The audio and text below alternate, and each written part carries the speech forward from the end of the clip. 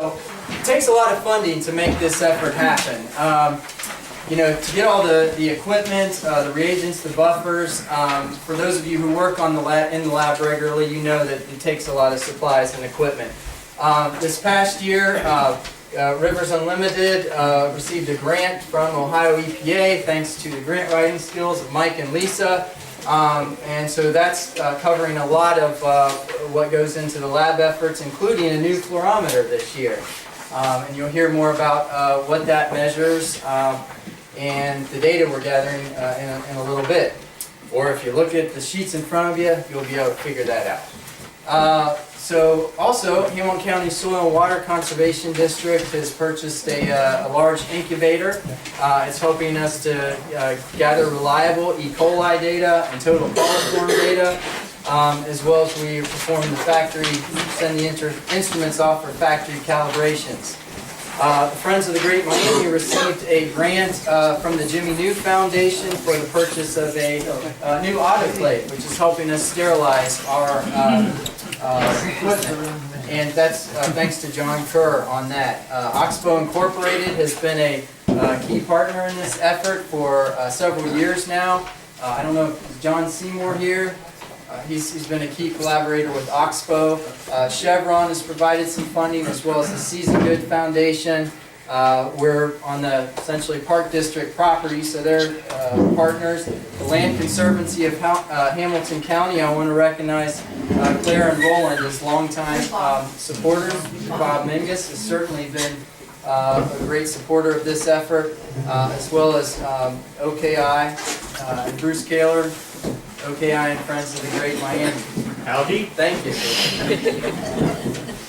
Okay, so Great Miami River runs 170 miles from Logan County down to the Ohio River, and it's second in length in Ohio to the Scioto River, which is 230 miles. Most of our sampling takes place in this region here, in about the lower 30 miles from Hamilton on south.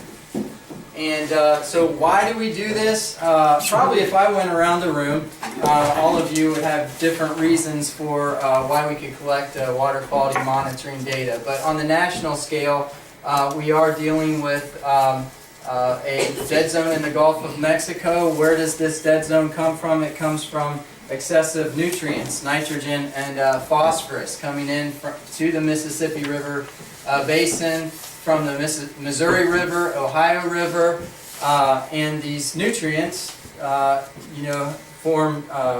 together to form algal matter. And when we have excessive algae blooms, eventually the algae die off. Through bacterial decomposition, we end up seeing a use up of oxygen in the water column, and that's what creates low oxygen conditions.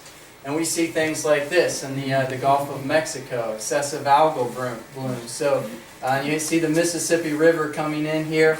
Now back in 1999 was a flooding year, and the dead zone, which expands and shrinks based on the algal content and the input of nutrients.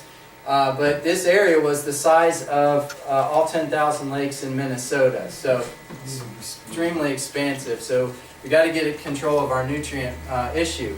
And this is kind of just a map that shows, if we look at the red and the orange areas, these are low DO conditions, dissolved oxygen, where hardly anything can survive. And this represents about a 300-mile stretch in the Gulf of Mexico. So it's an example of what we have seen over the years.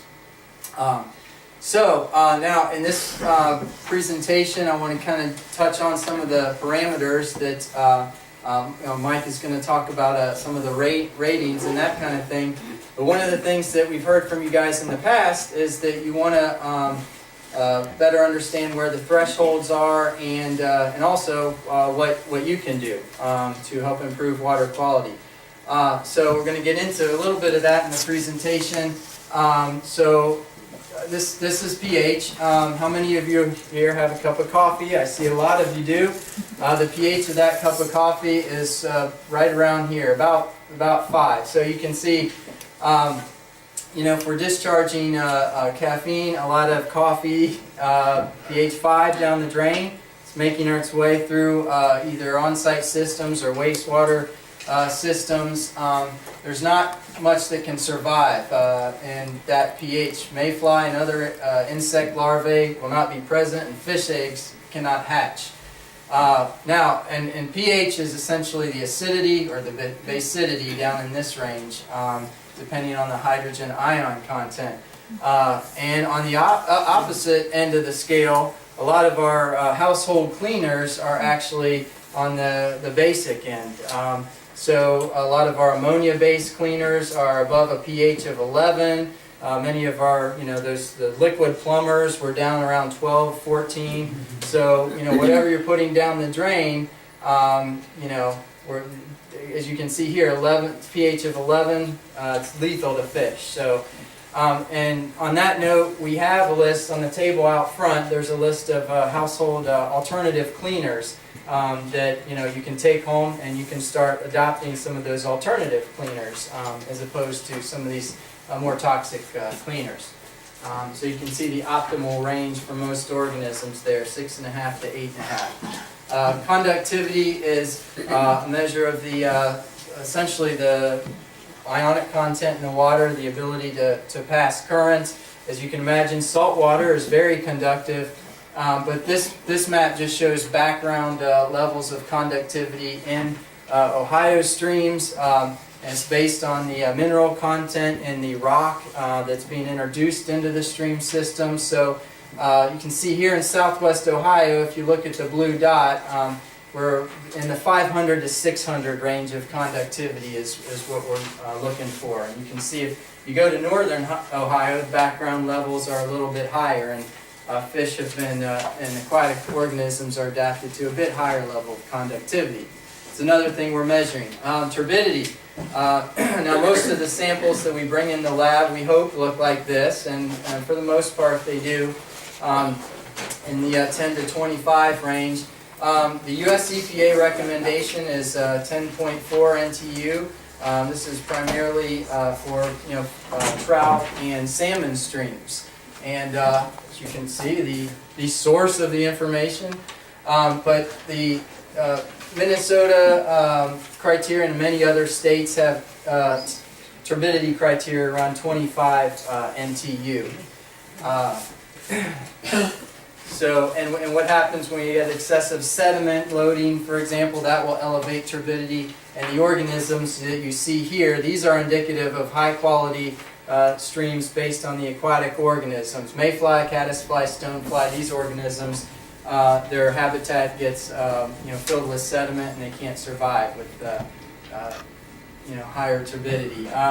Okay, so nitrate nitrogen is another thing that we measure, and so you can see that when you ask the question, what are the threshold values, it's not necessarily an easy answer. So US EPA recommends 0.6 milligrams per liter, and Ohio EPA, based on some of their studies in Ohio, are recommending 1 milligram per liter for warm water habitat standards. And in Ohio we have exceptional warm water habitat, which has a bit more diversity in aquatic organisms and fish, and then down to warm water habitat is the next level. And most of the streams that we monitor are warm water habitat. But you can see that there's other arguments for other standards there too. But to go much lower than much higher than 1 milligram per liter, you need really good habitat. So for the data we're looking at, 1 milligram per liter is a good guideline. Phosphorus, for exceptional warm water habitat, Ohio EPA recommends at least 0.06. And then you can see that when we get to 0.07 milligrams, eutrophic conditions or excessive algal conditions can start occurring. So Ohio EPA is recommending around 0.08 for fish and macroinvertebrates to maintain warm water habitat standards. Okay, then chlorophyll is another. It's essentially a photosynthetic pigment that is that algal matter it's an indicator of presence of algal matter, and it reflects in the green wavelengths of light. So that's why algae, for the most part, looks green. And so we're measuring chlorophyll with the fluorometer, and these are data from the World Health Organization, primarily focused on human health and levels of toxic algae associated with chlorophyll. So you can see the cutoff, or what they say is excessive, is 50 and micrograms per liter. And you know, Mike and I were just discussing this yesterday, that for eutrophic conditions can actually start occurring at 10 milligrams or micrograms per liter in our waterways. But the Great Miami goes over 100. Mm-hmm. So that's above our human health criteria and eutrophic conditions. Okay, how many of you like to canoe and kayak on our waterways? A lot of us. All right. So you'll be interested in the E. coli. It's used by the state to set recreational standards. And the Great Miami and Whitewater River that we'll be primarily looking at fall within this primary contact standard, Class A. And so we're at 126 colonies per 100 ml. Our tributaries, where you might be just walking, you know, through those tributaries, or not much contact, we can go up to 1,000, count for colonies per 100 ml. And so that's a measure of fecal bacteria, E. coli. And this year we're measuring, it's the first year measuring optical brighteners. And optical brighteners are essentially those brightening agents that we have in soaps, laundry detergents, shampoos, that kind of thing, to make us all look brighter in the presence of UV radiations, wavelengths. And you can see one way we can use this is with high fecal bacteria or E. coli. We might not know the source, but the optical brighteners just help provide a little bit more guidance to where if we have high on both counts, it could be a sewer pipe leak or failing septic system. And then, so now I'm going to just mention what follows in our program is Dr. Miller is going to go through an analysis and ranking of the 2014 data, as well as get into detail of some of the interactions associated with the chemical parameters that you'll be interested in. And then my follow-up segment will just look at some measures of data quality, priority waterways, data application, and some more personal action items, which I know you all are interested in.